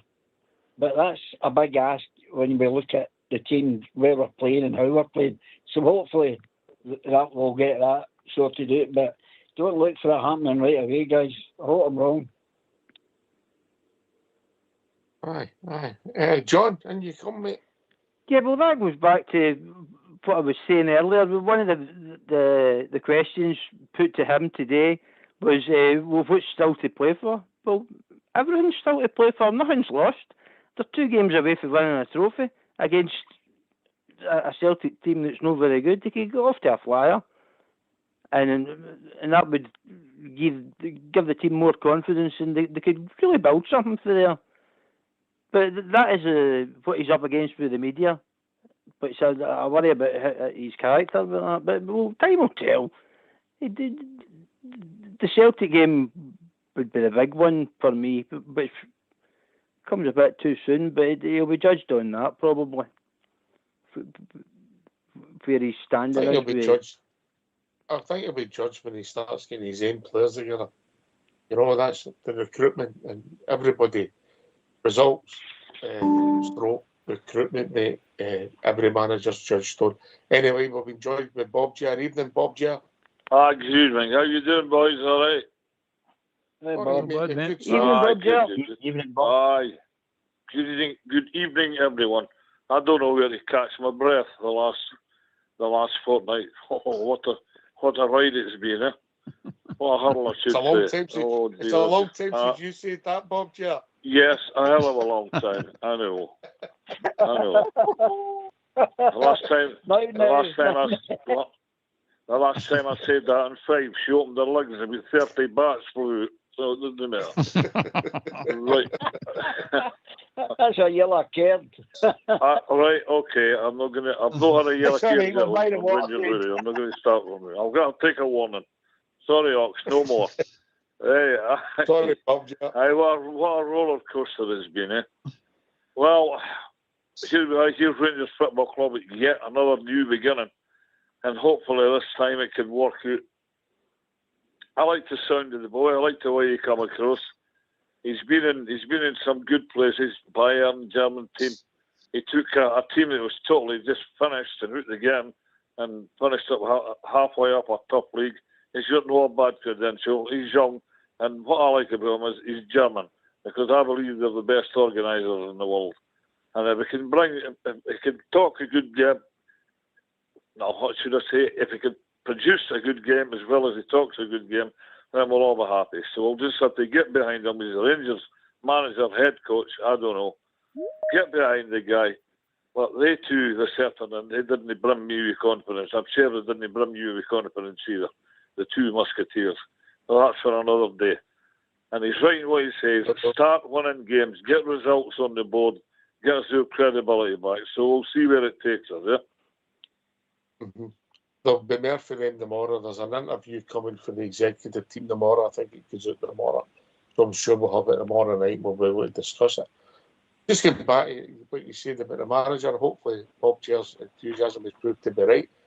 Take this to you, Jim. I mean, obviously Bob J's mentioned he's a German manager. Usually they're big, taller, athletic. I wonder what he made of Conor Barrow and Lyle Cameron when they seen him in the dressing room. Yeah.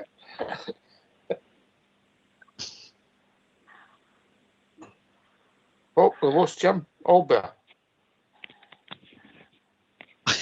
Wasn't listening? What were you on about? I was You know how writing the something Germans. in there. Oh, Bob Ger mentioned. All right, Bob's aye, here mentioned. Bob's here pointed. Aye, right. Aye, I agree, mate. If he's half as good as what he said. And by the way, what he said, Bob J, was pretty simple, wasn't it? I know it's pretty basic and pretty straightforward, Yeah. but it's true what he said. Just win the game. And he also said about ugly football. You don't have to be pretty football to win the games, but you must win the game first.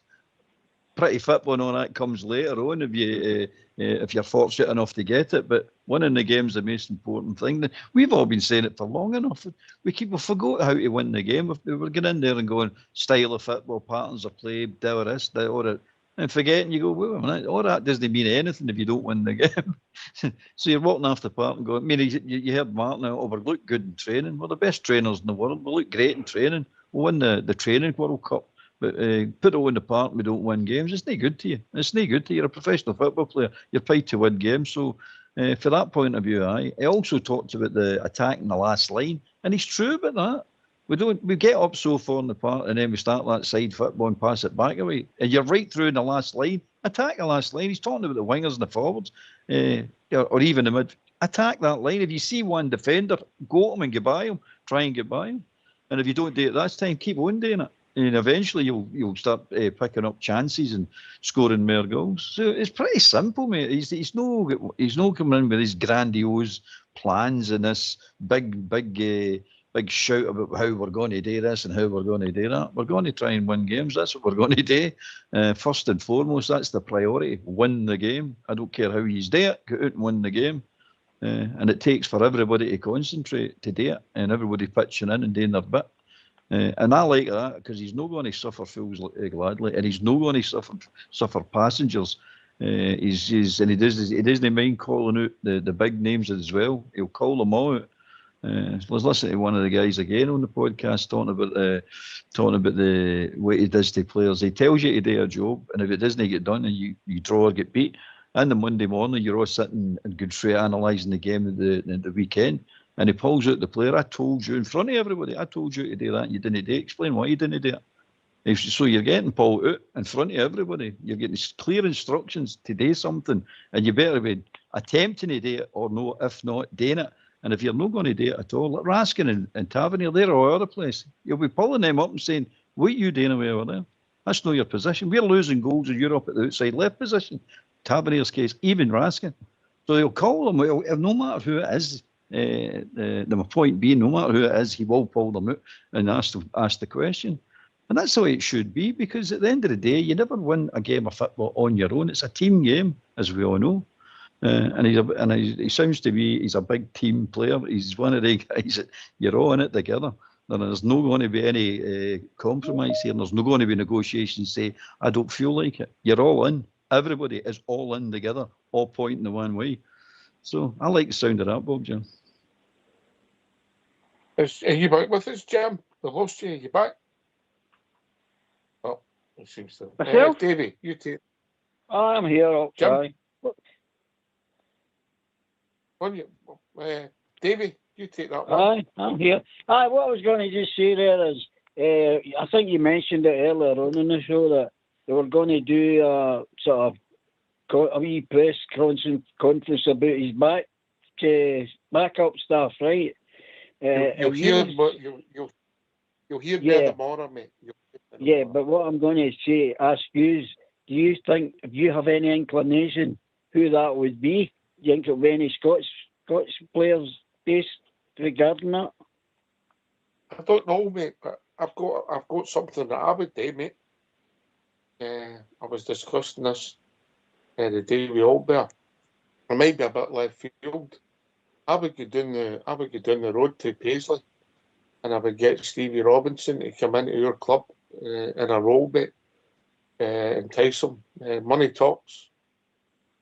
It can't sing and dance, but it can walk, but it can talk, mate. And you give him a pathway. Sounds good. Give him a pathway, mate. Maybe people might have a different choice, I think it's important that somebody who knows their club, comes from the same background as the majority is, and knows Scottish football, and that would be the manager. Whether he turn into the next Walter Smith, I'm not saying that at all. I'm just saying that's what I would do personally. Now, Danny Rowe might have his own thoughts, and he might want completely his own team, and I get that also, but that's what I would do. Albert. Aye, I would do the same, mate. It's a good shout. It gives you the continuity because Danny Rowe's already told you he's ambitious, and I don't think Rangers is his last stop. He'll be looking. I would imagine he'll be looking to get back to either the Premiership or even back to the German league, and take a first team coach role in one of these leagues at the top level. So that's what I think he's looking for. But so we need to have a contingency plan. So if he comes in, the boy for St Mirren, it's just a natural progression. Rowe goes out to his next job, success at Rangers, goes out to his next job, gets a good job, and he steps into the manager's job, and so we carry on. I would agree with it, mate. I think the boy knows about football as well. I think he is a good manager, to be honest with you. He's done a good job, mate. He might not be interested, he might not want it because he wants to be the number one, and I understand that also. I'm just saying what I would try. Jim? Aye, but I don't know who. I think it'll be a big move for the boy to chuck it, but being a manager, I don't know. I don't know if he'd want it. Money talks, mate. Money talks. Money. Aye. Jim, if It's Sky an came in interesting for one. you, you know, Sky TV came in for Bridgeman, he was off. And they offered them less money. That'll be the day. Any thoughts on that, John, before we bring Josh in for his last points? John, well, any thoughts on it? I'd say as long as he stays away from Alan McGregor, because for me, Jack Butland kind of fell off a cliff a wee bit when McGregor was there coaching him. It was as if there was a conflict there. So, and then there was hints of McGregor maybe coming back. I don't know, I just heard it or seen it in something else. But I wouldn't, because Butland I think's doing okay just now, so I wouldn't have McGregor back in any kind of goalkeeping, coaching capacity. I don't know what Alan's like as a coach, but I think Jack's form fell off before that. I think the boy Kelly was in for a lot of Fergie's games, wasn't he? I remember We've got a new goalkeeper. We've got a new goalkeeping coach anyway, haven't we? He's still there. He's still there, Bob, do you have any thoughts on the Stevie Robinson one or the backroom stuff? Anything you're thinking? Oh, well, all the heavy talk last week was Neil McCann, Well, apparently he was an old teammate at Muscat, if my memory serves me well. I don't know. We'll just have to wait and see the more knocks, as you say. There'll be more said. The boy might bring in his own staff for where he was at Sheffield, you don't know. But he did say, I did hear him saying that he was wanting somebody Scottish in the background. So whoever it may be, I don't know. I just want him to get the thing steadied up and get it playing again and getting results. That's what we all want. So we'll just have to see what transpires. That's a beginning. We'll have to see what transpires. I'm available, Bob Chair, and I have got my own brown brogues if required. Know what I mean? Yes. There you go. I've nowhere wore a pair of platform soles since 1978 or something, when I had to lift my hair up to go to the toilet. But there you go. Aye, I'm not sure the heavy money was on Neil McCann. We'll see what happens. You don't know. Aye, we'll see. Listen, he's got to be allowed to select his own team because he falls or he survives with it. But I just think I would go with somebody who knows Scottish football with experience. That's my rationale, Davy. Of course, you're spot on. That's going to happen. It must. If that doesn't happen, I think we could be in deep sticks here. We've got to get that. The Scottish game, they don't have a clue about So bring Stephen Davis in, I'd take him in a minute. But you've got to have that Stephen kind of Davis, background yeah. helping him out. Sir Stephen Davis. No got a lot of managerial experience, but I mean, what a man, what a guy, what a player. Well, the You know, thing is, aye. look what he's doing for Northern Ireland. He works with them. They're an exciting team now, by the way. They're really doing well. By the way, I watched them against Germany. They were very unlucky, weren't they? Very Yep, unlucky. too late they were. Jimmy The Nicholl goal, was there or not? Right. Aye, top men. Right, well, Josh, here's your last word, Josh, yeah? Yeah, so for me, it's all about getting back to Ibrox, being that fortress. People are excited to go to the games again. I've noticed it in the first part of the season. Teams have been sensing the opportunity to come to Ibrox and thinking, like, we've got half a chance today. You know, Rangers aren't exactly firing on all cylinders, quite the opposite.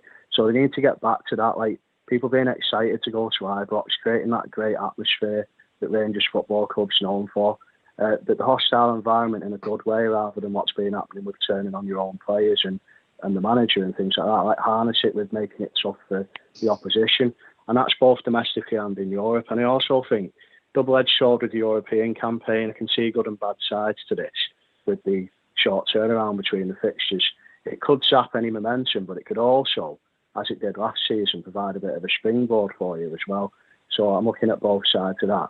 And the last point on Danny Rowe, people are saying about his English and stuff like that. For me, his English seemed quite adequate on the Euro 2024 coverage that I mentioned. Like, he was really coherent. He came across really well. So for me, there's no question whatsoever that he can get the instructions and tactics over to his players quite quickly in the short time frame that he's got now between his first couple of games. I think you'll instantly start to see little things being tweaked. You'll instantly see his footprint start to develop on this team. Yeah, we're not expecting a magic wand, as someone said earlier. That's the correct terminology with that. But yeah, in an ultimate sense, it's about getting results, getting the positivity back for all you lot and the Rangers fans that are turning up to Ibrox paying good money to see your team competing again. That's ultimately what it's all about. And hopefully we can start talking about some more football-based things rather than speculation about this and that, boys. So yeah, sorry to rattle on, but that's my final point on it. We need to get back to talking about football again. Yeah, and before, cheers, Josh.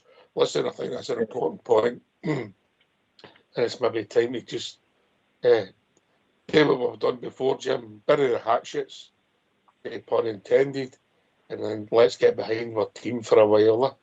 Is that a novel idea? Oh, that's a noble idea, all right. Let's get back behind our team. I felt that in the first half. I felt the atmosphere in the game in the first half. The crowd they bought into it, and there was positivity, mate. So it's a two-way street. I get that also, mate. Aye, they've got to feed off of us, and we've got to feed off of them. I mean, confidence is a big thing in football. Right. Bob, Jer? Well, I'm just going to reiterate what the boys are saying there. Just get all the negativity, the protests and banners and stuff, and get the Bears behind the team again, and get us challenging up that league, get us in the latter positions. We're in the latter position to win the new, and we've got a really good chance of winning it. So it's not all doom and gloom. Good luck, Danny Rowe. I hope it all works out, and I hope we just get back to normality, make Rangers great again. That's it. That's what we're looking for. And we're always great, but we'll be great. We'll be greater in the future. I'm confident of that. Thanks a lot, Hawks. Thanks, guys. Good night to you all. Cheers, Good night, Bob, mate. Just like to have a quick support our team again, Albert. Great idea, isn't it? Oh, it's a novelty, aye, but let's do it. Let's do it for a wee change. Good to be on the night, and listen to a bit of positivity and a bit of happiness and looking forward to what's going to come. Let's hope the guy can deliver the victories anyway. Start with the victories. Simple. Start with the victories. John, last word Exactly to that. yourself. Enjoyed your company tonight, mate. Well, it starts with the next game, and hopefully it kicks on from there. I'd rather even know who Patrick and Kevin even were, and just concentrate on the football and win games and get on with it. and the best of luck to him the next night. It's been great actually talking to you, lads. Thanks for having me on. I'll speak to you again.